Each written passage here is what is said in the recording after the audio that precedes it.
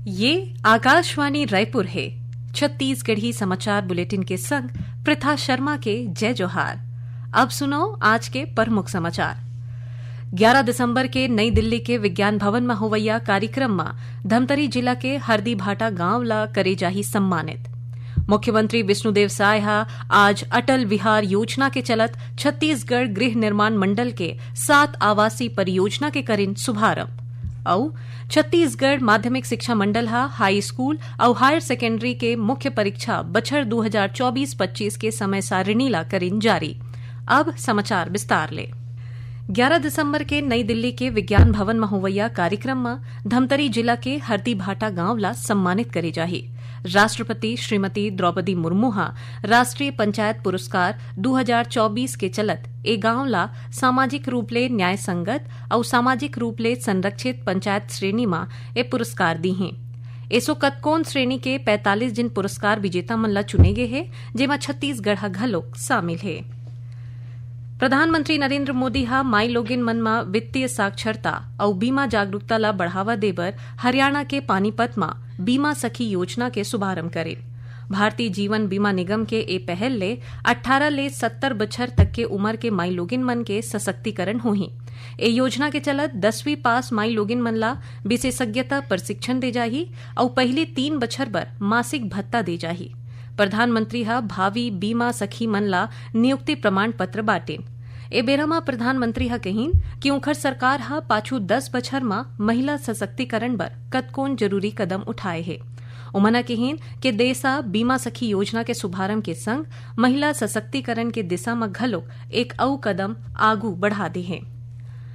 मुख्यमंत्री विष्णुदेव साय आज रायपुर के अपन कार्यालय में अटल विहार योजना के चलत छत्तीसगढ़ गृह निर्माण मंडल के 7 आवासीय परियोजना के शुभारंभ करे। एखर चलत रायपुर के भुरकोनी, राजिम के पथर्रा, धमतरी के खरतुली और सिहात, दुर्ग के पुलगांव और बालोद के गुरूर और संगे संग बीजापुर के कोकड़ापारा में EWS, LIG और MIG के श्रेणी में घर बनाए जाही। करीबन 300 करोड़ रुपया ले ए जम्मो परियोजना के चलत 1650 ठिन घर बनाए जाही।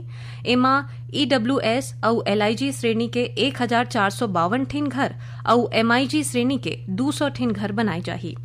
हितग्राही मन भवन के ऑनलाइन पंजीयन ला वेबसाइट के माध्यम ले अपन घर बैठे कर सकत है। ए बेरा में मुख्यमंत्री कहिन के राज्य सरकार के 1 बछर पूरा होए बर जाथे। ए मौका में छत्तीसगढ़ के कतकोन शहर और विकास खंड में रहत बेघर लोगन मन ला पक्का घर दिलाए खातिर अटल विहार योजना ला शुरू करे गे है। एखर चलत हाउसिंग बोर्ड को तिले 50,000 भवन ला बना के आवंटन करे के लक्ष्य राखे गे हैं। राज्यपाल रमेन डेका आज दुर्ग के IIT भिलाई में संस्कृति, भाषा और परंपरा केंद्र के शुभारंभ करीन। ए बेरा में राज्यपाल कहिन है कि IIT भिलाई में एक केंद्र मील के पत्थर होही। ए केंद्र के स्थापना आदिवासी समुदाय के सांस्कृतिक विरासत और ज्ञान, भाखा और सरलग विकास ला बढ़ावा देबर करे गे है।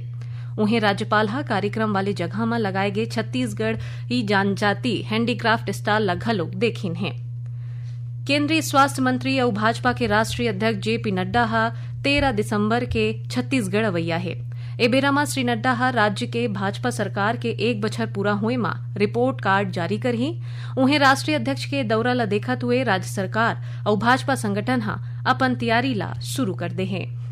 स्मार्ट इंडिया हैकाथॉन के 7वां कड़ी अवैया 11 दिसंबर के देश भर के 51 ठिन केंद्र में एक संग्रह शुरू होए बर जात हैं। केंद्रीय शिक्षा मंत्री धर्मेंद्र प्रधान एक कार्यक्रम के ऑनलाइन उद्घाटन करही। छत्तीसगढ़ के रायपुर के MIT यूनिवर्सिटी घलो स्मार्ट इंडिया हैकाथॉन के मेजबानी करही। एक कार्यक्रम में 13 राज्य ले 28 झिन प्रशिक्षक मन के मार्गदर्शन में 186 झिन प्रतिभागी मन शामिल होवैया है। एमा 83 झिन माई लोगिन मन घलोक शामिल होही। उन्हें देश भर के 31 टीम एमा हिस्सा लेवैया है। छत्तीसगढ़ में 4 ठिन जगह में स्मार्ट इंडिया हैकाथॉन के आयोजन करे जाना है, जेमा भिलाई, बिलासपुर, रायपुर और दुर्ग शामिल है। छत्तीसगढ़ी समाचार बुलेटिन आप मन आकाशवाणी रायपुर ले सुना था। छत्तीसगढ़ के खबर ले है आपकी वास्ता और खबर की विश्वसनीयता ले है हमार वास्ता। आकाशवाणी समाचार रायपुर के प्रादेशिक समाचार बुलेटिन के संगे संग हमार समसामयिक कार्यक्रम आप रेडियो के संग अपन मोबाइल में घलो सुन सकत हो। आकाशवाणी समाचार फेसबुक, ट्विटर और यूट्यूब में घलो हावय। हमार फेसबुक पेज हरे Chhattisgarh news on AIR, Twitter handle CGAIR news और हमार यूट्यूब चैनल हरे छत्तीसगढ़ AIR न्यूज। तो अब रेडियो के संगे संग आपके मोबाइल के माध्यम ले हम आप तक पहुंचत हन। छत्तीसगढ़ के हर खबर पर सुनत रहो आकाशवाणी समाचार। अब आगो बाढ़बो बाचे समाचार कोती। छत्तीसगढ़ माध्यमिक शिक्षा मंडल हाई स्कूल और हायर सेकेंडरी के मुख्य परीक्षा बछर 2024-25 के समय सारणी ला जारी कर दे है। हायर सेकेंडरी परीक्षा 1 मार्च ले शुरू होके 28 मार्च तक चलही। उहें हाई स्कूल के परीक्षा 3 मार्च ले शुरू होके 24 मार्च तक चलैया है। ऐसने शारीरिक प्रशिक्षण पत्रोपाधि परीक्षा 1 मार्च ले 10 मार्च तक ले जाही। इस समय सारणी ला छत्तीसगढ़ माध्यमिक शिक्षा मंडल के वेबसाइट में घलोक देखे जा सकत है। प्रसार भारती सचिवालय आज नई दिल्ली के अपन कार्यालय राजभाषा पुरस्कार वितरण समारोह के आयोजन करे। ए कार्यक्रम में हिंदी माह के चलत सितंबर और अक्टूबर महीना में हुए कतकोन प्रतियोगिता के विजेता मन ला पुरस्कार देगिस। ए प्रतियोगिता में आने आने विषय ऊपर कार्यशाला और संगोष्ठी शामिल रहीस, जेमा प्रसार भारती के अधिकारी और कर्मचारी मन भाग ले रहीन। जसपुर जिला पर्यटन वेबसाइट में शामिल होए वाला प्रदेश के पहली जिला बन गे है। अब पर्यटन के वेबसाइट ले लोगन मन ला जसपुर के कतकोन सुंदर जगह के जानकारी आसानी ले मिल पाही। मुख्यमंत्री विष्णुदेव साय कहिन है कि वैश्विक पर्यटन के नक्शा में जसपुर जिला के शामिल होना सबो प्रदेशवासी मन बर गर्व के विषय है। उमना कहिन है कि छत्तीसगढ़ में पर्यटन ला अउ बढ़ाए खातिर राज्य सरकार सरलग काम करत है। खबर के मुताबिक जसपुर के मधेश्वर पहाड़ ला दुनिया के सबले बड़का स्वयंभू शिवलिंग माने जाते। एकर अलावा यहाँ के दमेरा, देश देखा, चाय बागान, सोगड़ा आश्रम, रानीदा बगीचा विकासखंड में कैलाश गुफा समेत कुनकुरी में एशिया के दूसर सबले बड़े चर्च हावे। बालोद जिला के 95 गांव के कतकोन माई लोगिन मन ले 70 करोड़ रुपया ले ज्यादा के ठगी करे के मामला अगुआ है। पुलिस ए मामला में मुख्य आरोपी समेत 3 झिन लोगन मन ला गिरफ्तार करे है। पुलिस बताइन कि आरोपी मन माई लोगिन मन के नाव में बैंक और माइक्रो फाइनेंस कंपनी ले करीबन 70 करोड़ रुपया ले ज्यादा के लोन निकाले है।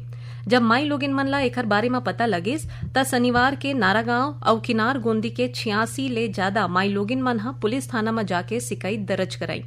एकर बाद पुलिस मुख्य आरोपी खोलबहरा कैवर्त, बालोद के रहिया चंद्रहास करियाम और पत्नी सरिता ला हिरासत में ले है।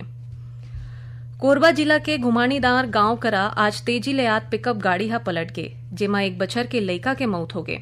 उन्हें 25 झिन आने मनखे मन घलो घायल हो गए हैं।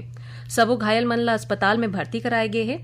बताए जाते कि बनखेता ग्राम पंचायत के कांसा मार के लोगन मन पिकअप गाड़ी ले बुका पिकनिक मनाए बर गे रहीन।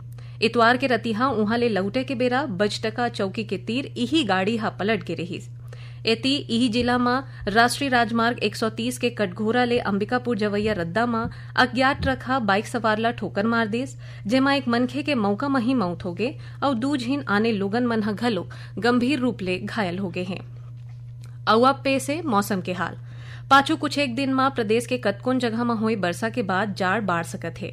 मौसम विभाग के अनुसार आज ले न्यूनतम तापमान अउ कम हो सकत है, जेमा अवैया 24 घंटा के बाद 2 ले 4 डिग्री तक के गिरावट हो सकत है। मौसम विभाग आज प्रदेश के 1-2 जगह में हल्का वर्षा या फिर गरज चमक के संग गाज गिरे के संभावना जताए है। आखिर में प्रमुख समाचार एक घाव फेर। 11 दिसंबर के नई दिल्ली के विज्ञान भवन में होवैया कार्यक्रम में धमतरी जिला के हरदी भाटा गांव ला करे जाही सम्मानित। मुख्यमंत्री विष्णुदेव साय आज अटल विहार योजना के चलत छत्तीसगढ़ गृह निर्माण मंडल के 7 आवासीय परियोजना के करें शुभारंभ और छत्तीसगढ़ माध्यमिक शिक्षा मंडल हाई स्कूल और हायर सेकेंडरी के मुख्य परीक्षा बछर 2024-25 के समय सारणी ला करीन जारी।